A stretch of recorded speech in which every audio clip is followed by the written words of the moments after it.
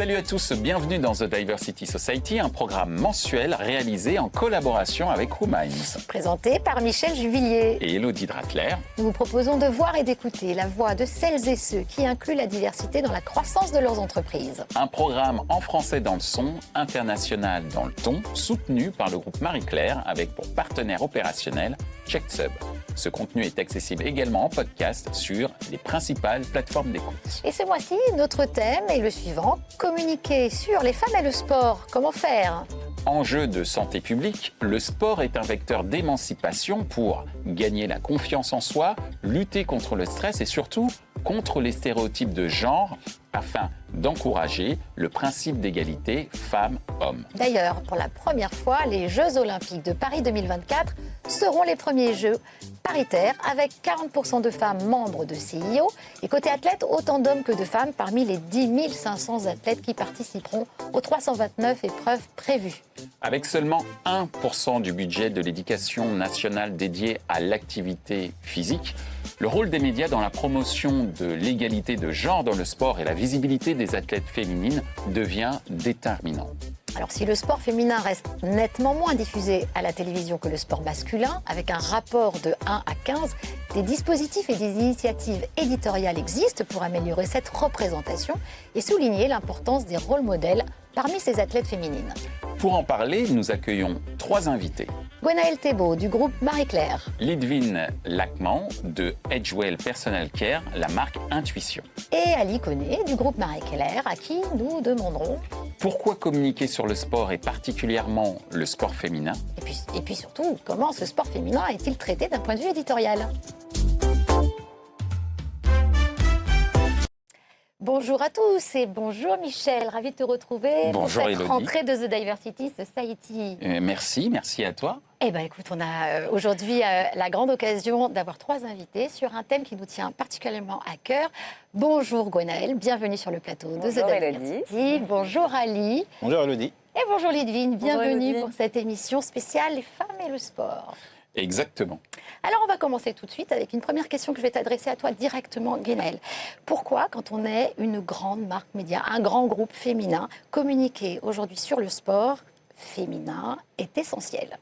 Alors pour nous qui accompagnons les femmes depuis 85 ans, c'est super naturel parce que finalement le sport c'est un terrain de jeu et d'enjeu très important pour les femmes. D'abord le sport c'est essentiel à leur bien-être, à leur santé. Or aujourd'hui on sait que les femmes pratiquent moins de sport que les hommes. Selon les chiffres du ministère des Sports, c'est 63% de femmes qui pratiquent un sport contre 69% pour les hommes. Et selon une étude que nous avons menée, c'est 45% dès lors qu'on parle de pratiques régulières. Donc pour nous, encourager les femmes à faire du sport, c'est un sujet d'utilité publique, mais c'est aussi une responsabilité parce que nous, on s'adresse à une femme sur 2 en France. Ah oui, une femme sur 2 en France. Une femme sur 2. Par ailleurs, le sport, on le sait, c'est aussi un formidable vivier de rôle modèle. Avec de grandes championnes qui ont toutes des profils absolument formidables, qui portent des valeurs fortes. Et tout ça, ça peut être source d'inspiration pour les femmes, les aider à construire leur propre vie, leur propre confiance. Et là aussi, on le sait, les femmes, les grandes championnes sont trop peu visibles aujourd'hui, puisque je crois que le sport féminin, c'est à peu près 20% des retransmissions sportives, donc c'est quand même toujours trop peu. Et j'ai même lu quelque part que lorsqu'on interrogeait les Français sur leurs champions et championnes préférés, il n'y en avait que 10% qui citaient des femmes. Donc évidemment, on a un rôle à jouer. Un rôle sociétal, là, carrément d'acculturation. Même. Exactement, un rôle sociétal d'acculturation pour redonner de la visibilité à ces femmes. Alors c'est ce qu'on fait tous les jours à travers nos médias et c'est ce qu'on va faire aussi en particulier au moment des JO qui vont être une formidable occasion de célébrer toutes ces championnes puisqu'on aura pour une fois des jeux totalement paritaires. Paritaires, exactement pour la première fois depuis 1900. Donc ça, il faut quand même le noter. Merci. Et puis je voudrais juste compléter en fait qu'aujourd'hui on s'engage dans le sport parce que les femmes nous le demandent. Et en fait preuve en est finalement les chiffres d'audience que nous avons sur tous les contenus que nous produisons autour du sport.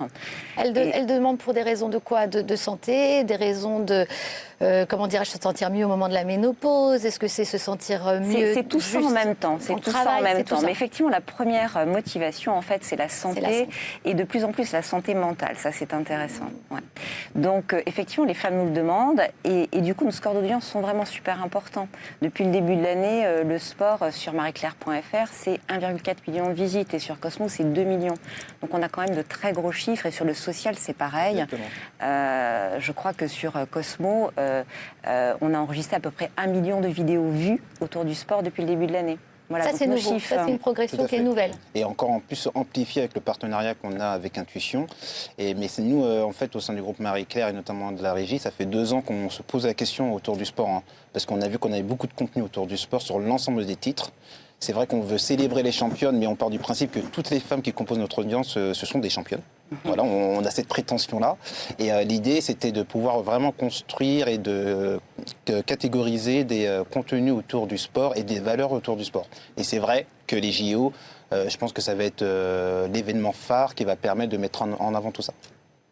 Merci Ali, et en plus tu as anticipé la question que j'allais te poser, qui était sous un angle un petit peu plus audience ou un petit peu plus publicitaire. Effectivement, pourquoi les marques devraient communiquer sur le sport et particulièrement le sport féminin de ton point de vue? Tu as commencé à nous en parler. Est-ce que tu veux rajouter d'autres choses? On peut aussi ajouter un autre point, c'est que les femmes, en tout cas au sein de l'audience du groupe Marie-Claire, et aussi de d'autres titres qui portent une audience féminine, sont assez demandeuses de conseils, de contenu, d'avis aussi, parce qu'il y a aussi la force journalistique de notre groupe qui permet d'avoir cette caution éditoriale autour du sport. Donc on a la chance aussi que nos journalistes adorent le sport. Donc ça aide aussi. Et bon, ça nous permet d'élargir aussi les thématiques qu'on a, qui sont mode, beauté, lifestyle, et d'attaquer aussi ces thématiques et le sport.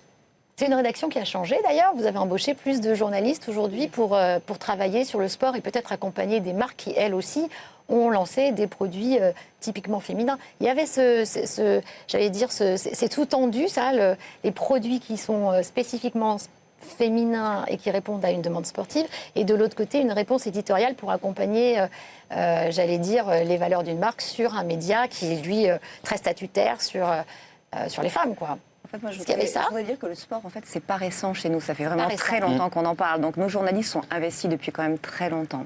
Alors après, au fil de l'eau, on va chercher des collaborateurs sur une expertise plutôt qu'une autre. Mais en réalité, on a déjà, au sein de nos rédactions, vraiment des journalistes passionnés. Très bien. De ton point de vue, Lidvine, communiquer sur le sport et particulièrement le sport féminin, qu'est-ce que ça veut dire pour toi qui représente une marque comme Intuition? Alors j'allais rebondir sur les propos de Gwenaëlle et d'Ali. Enfin, nous, quand on a eu cette opportunité-là avec Cosmopolitan, quand ils nous ont approchés pour dire voilà, on a prévu un fil plurimédia pour communiquer sur des championnes, on s'est dit que pour la marque Intuition, ça faisait vraiment du sens parce qu'on porte ces valeurs-là, les valeurs notamment des Jeux Olympiques, donc c'est quand même le cadre phare de l'année prochaine, et puis les valeurs typiques de Cosmo également, de la sororité, mettre en avant les femmes, leur donner confiance. C'est vraiment dans l'ADN de la marque Intuition, et c'est vraiment aussi l'ADN du groupe Edgewell, qui a notamment une démarche de diversité, d'equity et de diversité en interne. C'est vraiment un projet qu'on porte. C'est l'ADN même du groupe. Et quand on a lancé cette marque-là, c'était vraiment pour mettre les femmes en confiance, leur donner le choix de faire ce qu'elles veulent avec leur corps. Et là, on a des porte-paroles qui sont quand même canons, des championnes, mais pas que des championnes, c'est des femmes comme vous et moi, des femmes du quotidien. Donc, au sens large, c'est pour ça qu'on avait envie de prendre la parole avec Cosmo sur ce partenariat-là. Une femme sur 2 adressée dans le groupe, ça veut dire que le traitement éditorial n'est pas le même entre Marie-Claire et Cosmo, par exemple. Tu as tout à fait raison. Effectivement, donc Marie-Claire, c'est notre marque historiquement engagée, une marque transgénérationnelle. Donc Marie-Claire va plutôt s'attacher à des portraits de femmes inspirantes ou aux problématiques sociétales que l'on rencontre dans le sport. On en parlait tout à l'heure. Cosmo, qui est une marque plutôt trentenaire, plutôt communautaire, va être plutôt sur le partage d'expériences, va être plutôt sur le coaching, sur la prise de confiance en soi, exactement comme tu le disais tout à l'heure. Donc des traitements qui sont très différenciés. Et on a plein d'autres marques. On a Stylist aussi, qui est une marque urbaine, jeune, qui va s'intéresser plutôt au new face dans le sport et aux nouvelles disciplines dans lesquelles les femmes excellent. Voilà. Après, à côté de ça, lorsque l'on traite le sport, on a aussi à cœur, au sein de chacune de nos marques, d'avoir un traitement très diversifié. Tu le disais tout à l'heure, Michel. Si vous ouvrez nos magazines, si vous allez sur nos sites, eh bien, vous allez voir des grands reportages reportages, des enquêtes, des portraits, des témoignages, des interviews. Tout ça, finalement, pour adresser les différents besoins de nos cibles, mais aussi leurs usages, parce que tout ça est traité tantôt à l'écrit ou encore en vidéo, par exemple. Et on va aussi bien déployer tout ça dans nos magazines que sur nos sites et nos plateformes sociales. Et tout ça, aujourd'hui, eh bien, nous cherchons vraiment à le valoriser, à le mettre en exergue. Dans nos magazines, aujourd'hui, le sport fait quelquefois la une. Marie-Claire a fait un numéro spécial sport il n'y a pas très longtemps. Et là, on va sortir un nouveau MOOC porté par la marque Styliste qui va mettre en couve Isaura Tibus, la championne d'escrime, par exemple. Et sur nos sites internet, eh bien, depuis peu, nous avons créé des verticales totalement dédiées au sport, derrière lesquelles on trouve à peu près 2500 contenus. Donc c'est quand même beaucoup. Et sur nos réseaux sociaux, on trouve aussi de grands programmes vidéo, comme le programme Championne, auquel vous êtes associés. Donc voilà, une vraie diversité de traitements. Et le groupe descend aussi sur le terrain. Tu as tout à fait raison. Ça, c'est vraiment notre culture. Nous, en fait, on aime à dire qu'on n'est pas seulement des médias, on est aussi des médias un peu agissants. Et nos journalistes ont vraiment cette culture-là, en fait, de sortir de leurs médias pour aller sur le terrain et faire bouger les lignes. Alors, je peux vous donner quelques exemples, si vous voulez. Par exemple, en Grèce, Marie-Claire a été à l'origine du mouvement MeToo dans le sport, à partir d'une interview réalisée auprès d'une championne de voile qui avait été agressée sexuellement par son entraîneur quand elle était jeune. En France, on a consacré un think tank à l'égalité dans le sport, think tank qui a réuni de grandes championnes, des fédérations, des médias, des entreprises engagées dans le sport. L'UNESCO aussi, je crois, qui était à vos côtés, non ? 193 pays signataires d'une charte d'égalité de genre dans le sport. Exactement. Alors ça, c'est une autre charte. Nous, ce que nous avons fait dans le cadre de notre think tank, c'est que nous avons, pour la France en tout cas, rédigé des propositions qui ont été consignées dans un livre blanc que nous avons remonté au gouvernement. Voilà. Donc c'est ça aussi, aller sur le terrain en fait. C'est user de son pouvoir d'influence à partir des enquêtes que l'on mène dans nos médias pour ensuite mobiliser les acteurs sur le terrain et faire bouger les lignes. Avec des actions très concrètes au niveau international. De ton point de vue, Ali, en termes de traitement éditorial, on vient de parler des contenus, mais également des actions sur le terrain diversifiées. Comment ça se passe d'un point de vue publicitaire ? Comment on exploite l'ensemble de ces opportunités ? Je parle de ces opportunités éditoriales. Comment ça peut se... Sur ce que vient d'évoquer Gwenaëlle, c'est vraiment, notre rôle aussi, c'est de créer de la résonance. Parce qu'on a beaucoup de contenu, effectivement, plus de 2500 sur l'ensemble des marques. On essaie de créer aussi un côté complémentaire, ça veut dire qu'il y aura des points communs, effectivement, éditoriaux autour du sport entre les marques, mais chaque marque va appuyer une thématique un peu plus forte. Par exemple, Magic Maman va s'appuyer sur la transmission de l'envie de la pratique du sport, et ça aussi, on va essayer de le mettre en avant. Donc nous, notre rôle, c'est de créer la résonance, de créer de l'amplification. Là, c'est vrai que la puissance de l'audience Internet de nos titres aide beaucoup, mais depuis 2-3 ans, on sait que c'est les réseaux sociaux aussi qui ont créé ce côté instantané, notamment Instagram où on est très présent, Snapchat aussi où on est maintenant très présent, et depuis un an et demi on est sur TikTok avec l'ensemble des titres, et là c'est vrai que ça aide beaucoup aussi pour toucher cette génération qui est un peu plus jeune.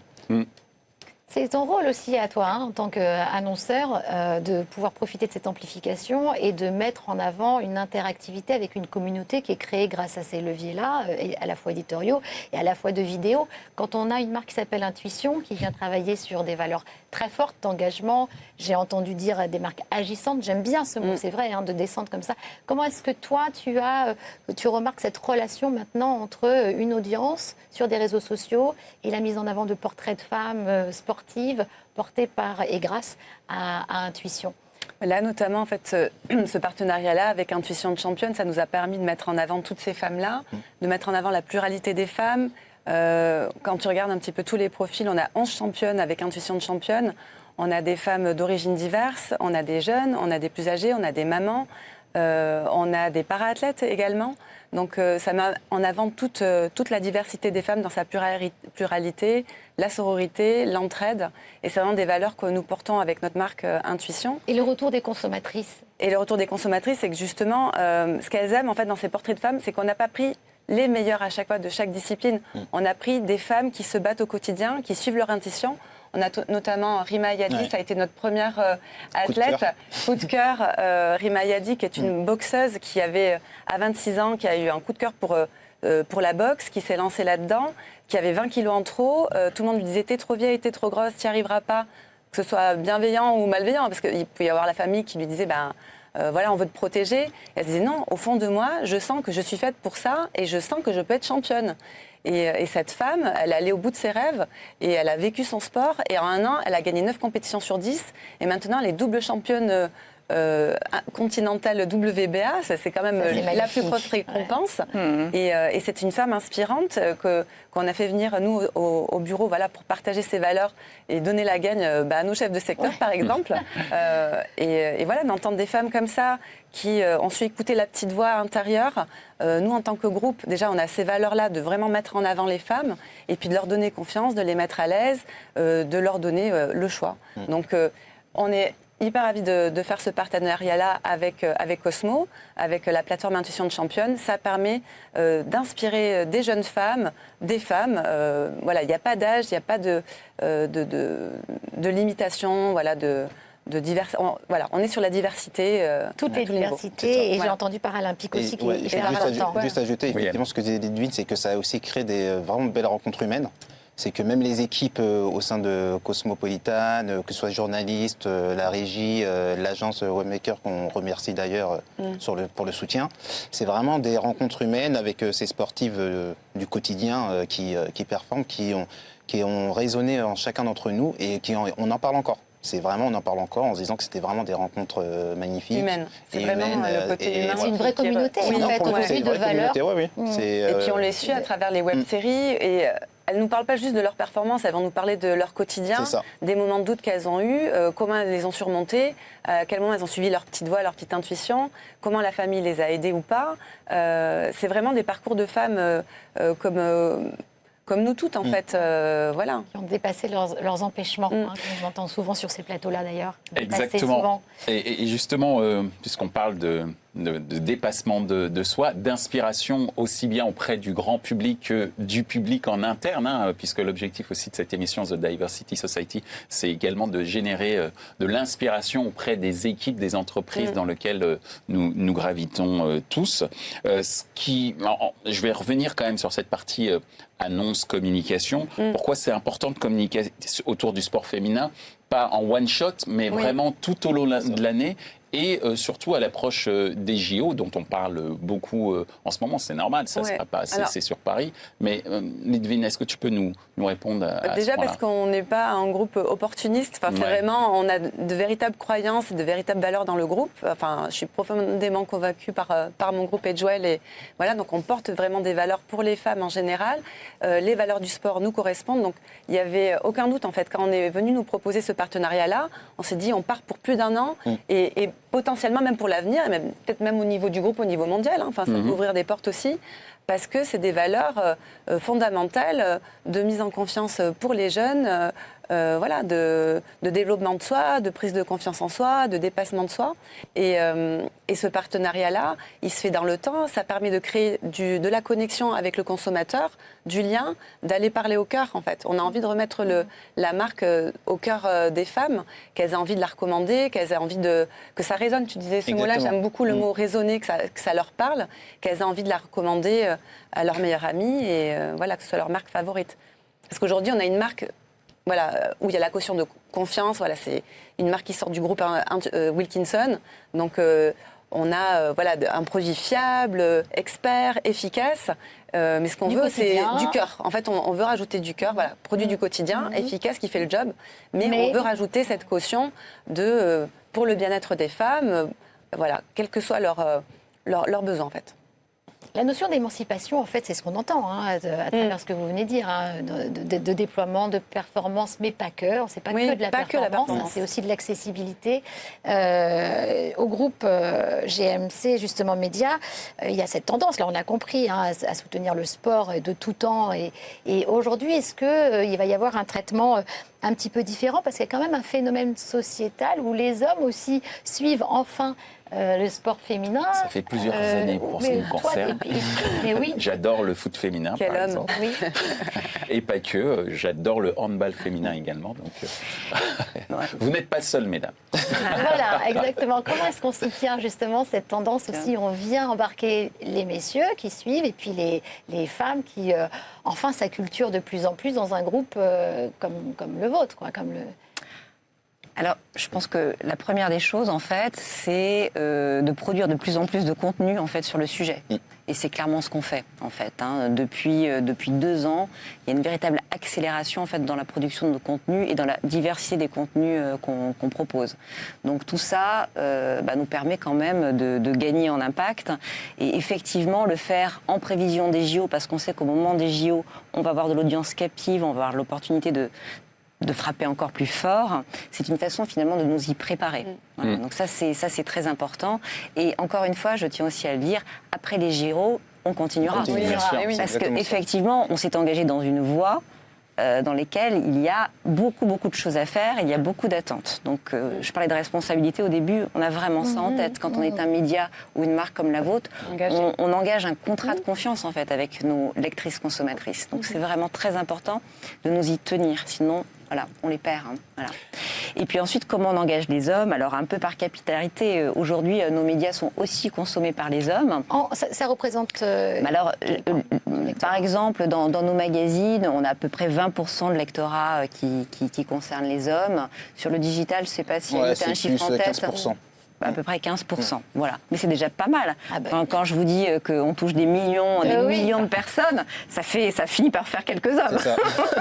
Alors justement, merci Gwenaëlle, tu parlais de contrat de lecture. Ouais. Comment ce contrat de lecture, Alice, se traduit d'un point de vue offre publicitaire et qui a fait également qu'un groupe comme celui que représente Ludivine adhère justement à la fois à une approche éditoriale, mais également à une offre publicitaire proposée par JMC Média qui soutient cette tendance en faveur du sport Déjà, féminin. on va s'appuyer sur le socle éditorial, ça c'est une certitude. Et après, à partir de là, on va tirer le fil pour réfléchir à soit des programmes dédiés pour des partenaires ou annonceurs, donc des programmes d'écriture autour des valeurs du sport, et soit sur de la création de contenu spécifique, c'est-à-dire qu'on est capable de créer du contenu qui va être hébergé ailleurs qu'au sein de l'écosystème du groupe Marie-Claire. D'accord. Et ça, on s'appuie toujours sur la capacité journalistique et expertise rédactionnelle de nos équipes pour le faire. Donc ça, c'est le premier point. Après, le deuxième point, c'est pouvoir amplifier l'ensemble de ces contenus. Donc aussi bien sur nos sites qu'aussi bien en dehors de l'écosystème. Et là, pardon, je rentre un peu sur la partie un peu technique, on va utiliser vraiment la data. Donc c'est la data. Et je vais rentrer dans la technique avec toi. Faire un peu ce qu'on appelle de l'extension d'audience. Exactement, c'est exactement ce que j'allais dire. C'est vraiment s'appuyer sur l'extension d'audience pour déjà, dans un premier temps, fidéliser notre audience avec des contenus sportifs. Donc, c'est-à-dire, déjà, dans un premier temps, nous, on interroge notre audience 1 ou 2 fois par trimestre pour savoir les thématiques qui les intéressent. On pose 5 questions qui sont faites avec le marketing. Et ensuite, en fonction de ces réponses, on va pouvoir savoir le type de thématique et d'offres qu'on est capable de mettre en place pour capter une audience. Et après, pour aller plus loin, on va faire de l'extension d'audience, donc pour ramener encore plus d'internautes au sein de nos programmes qu'on va mettre en place dans des partenariats publicitaires. On va les ramener, on va les fidéliser et ensuite, on va les faire consommer d'autres thématiques que le sport. Donc c'est de faire aussi en sorte que la publicité devienne un service éditorial ou un service pratique même additionnel à travers les contenus que vous allez apporter aux marques et qui vont être écrits à 2 mains, 4 mains même, avec des marques comme celle que représente Ludivine. Ça, c'est le rôle de la publicité. Il a quand même aussi un rôle, j'allais dire, sociétal toujours. La publicité, c'est quand même un regard porté sur la société actuelle. Le sport, c'est une merveilleuse manière de lutter contre les stéréotypes de genre. J'aimerais bien qu'on appuie un petit peu sur les portraits qu'on va pouvoir retrouver sur la plateforme avec des sports qui ne sont pas forcément des sports attendus sur le féminin. Moi, j'ai en tête la boxe et aussi d'autres choses. Est-ce qu'on peut faire cet éclairage-là? Parce que c'est hyper important. C'était plutôt un parti pris de ne pas aller sur des sports classiques. On a quand même des nouveautés aussi pour ces JO. Il y a le breakdance notamment. On a choisi à la fois des sports collectifs, des sports individuels. des sports d'intérieur, des sports d'extérieur. Là, donc, on a la boxe, on a de l'escalade, on a du break, on va avoir du beach volley, soit la perche, badminton. Donc, c'est vraiment une variété des sports qui peuvent justement inspirer certaines jeunes femmes à se lancer. Et c'est souvent, en fait, on a un podcast avec Cosmo où ça termine généralement par « Et vous, allez vous renseigner auprès de telle ou telle société de sport, association de sport, pardon. N'hésitez pas à vous lancer. Passer à l'action. Les fédérations vont vous dire merci. Fédération, voilà. Exactement, pour passer à l'action Oui, et voilà, pas être simplement dans la contemplation, mais de dire... Pour vous aussi, c'est possible. Et voilà un certain nombre d'endroits, ou en tout cas un certain nombre d'exemples pour commencer, qui démontrent, et on l'a évoqué tout à l'heure avec cette boxeuse, qui est partie de zéro et qui est maintenant au niveau international. Donc effectivement, c'est l'inspiration, mais c'est également le fait de pouvoir passer à l'action. Et encore une fois, la mise en valeur aussi des profils para-athlètes, parce que ça, c'est très important pour nous également. Voilà, et bien toutes des boxeuses, toutes sur le terrain. Franchement, on vous encourage à vous lancer dans le sport, à découvrir le dispositif sur Cosmo, porté par un groupe très engagé depuis longtemps sur le sport, avec des marques qui vont au cœur des femmes. C'est ça que je retiens, avec cette possibilité d'aller au-delà de ce qu'on croit, de nos limites d'âge, de parcours. Voilà, c'est les aussi croyances ça. limitantes qu'on a soi-même ou celles de l'entourage aussi. Oui, qui souvent fait défaut d'ailleurs. Ne te lance pas, c'est trop tard, tu ne pourras pas le faire. Voilà. Donc n'écoutez pas votre entourage, écoutez votre beat, votre cœur, et puis regardez et soyez inspirés. Et en tous les cas, merci d'avoir été inspirante et inspirant durant cette émission pour nous expliquer comment le groupe Marie-Claire, d'un point de vue éditorial, a un parti pris, un engagement pour créer de la résonance. C'était le mot très important, tant au niveau éditorial qu'au niveau publicitaire, et tout ça au service d'annonceurs comme... la marque Intuition. La marque Intuition, suivez effectivement. votre intuition. Exactement. On peut pas, et tu auras donc le mot de la fin, effectivement, Parfait. suivre son intuition. Merci. Merci à tous les trois. Merci d'avoir été sur le plateau. Et vous agissez. Allez, on se met au sport. À bientôt. À bientôt.